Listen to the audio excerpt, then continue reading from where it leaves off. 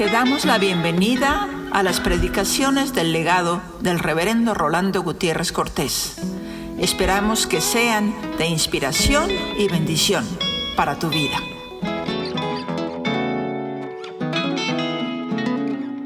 ¿Por qué buscáis entre los muertos al que vive? No está aquí, mas ha resucitado. Este fue el mensaje del cielo a los hombres. Isaías 53. Hay más de 300 profecías en el Antiguo Testamento que se cumplieron una a una en la persona de Jesucristo.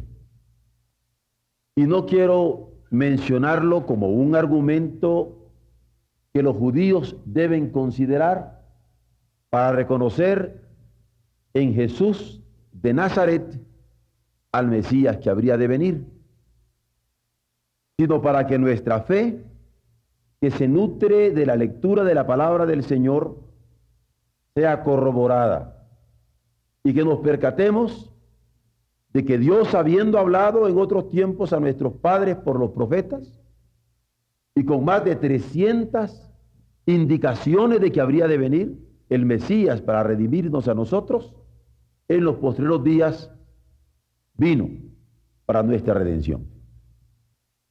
Una de las profecías más elocuentes es la que tiene el profeta Miqueas cuando dice: y tú, Belén, Efrata, pequeña entre las tribus de Judá, de ti saldrá, en ti nacerá el que habrá de salvar al pueblo de Israel.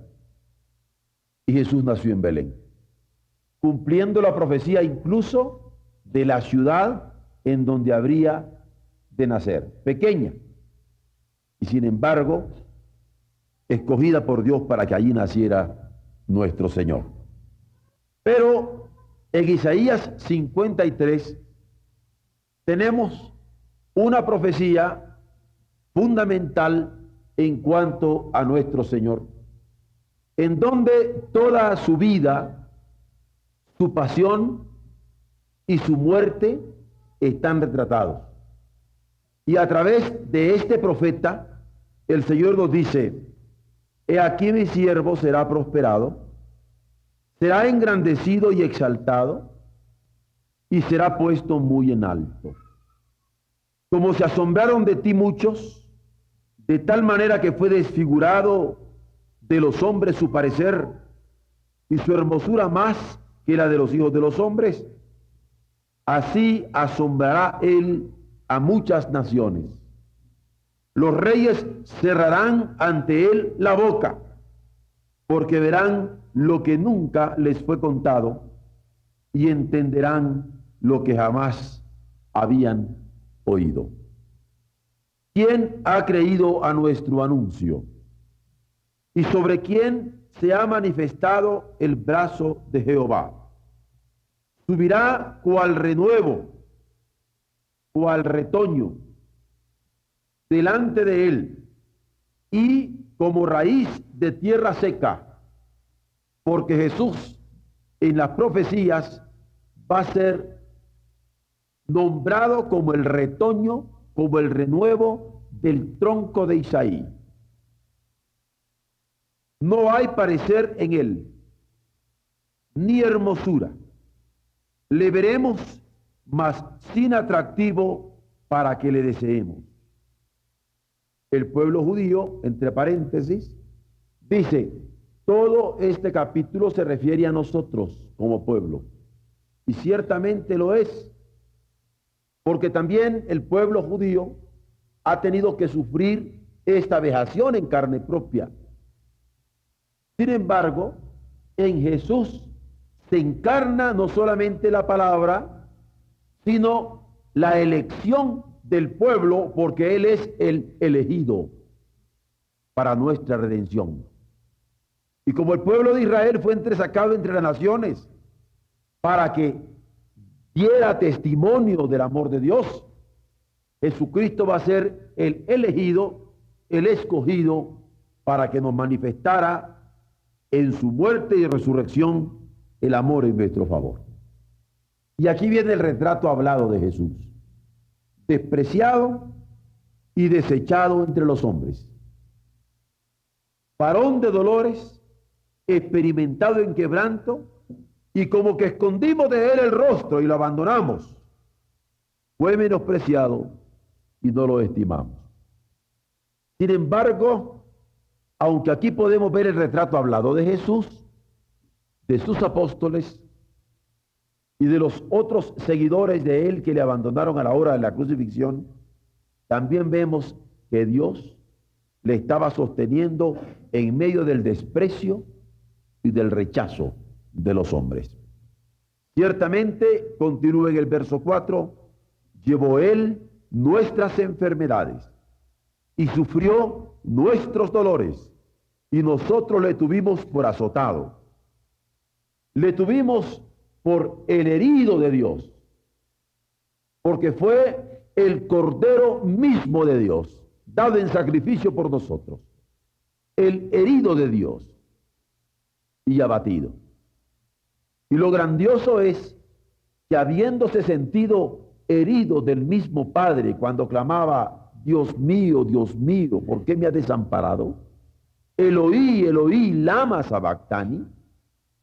Habiendo sentido la herida del abandono del Padre, aceptó aquel dolor, aquel sufrimiento, aquel anonadamiento total para beneficio de todos nosotros.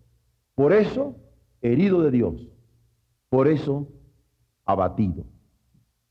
Todos nosotros nos descarriamos como ovejas, cada cual se apartó por su camino, mas Jehová cargó en él el pecado de todos nosotros. Angustiado él y afligido, no abrió su boca.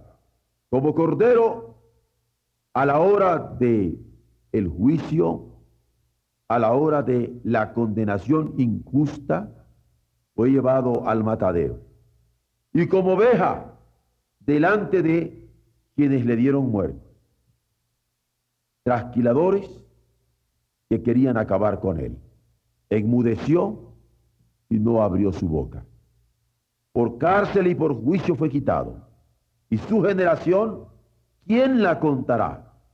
Porque fue cortado de la tierra de los vivientes y murió ciertamente. Y fue así por la rebelión de mi pueblo, dice el Señor. Y se dispuso con los impíos su sepultura, y murió entre dos ladrones.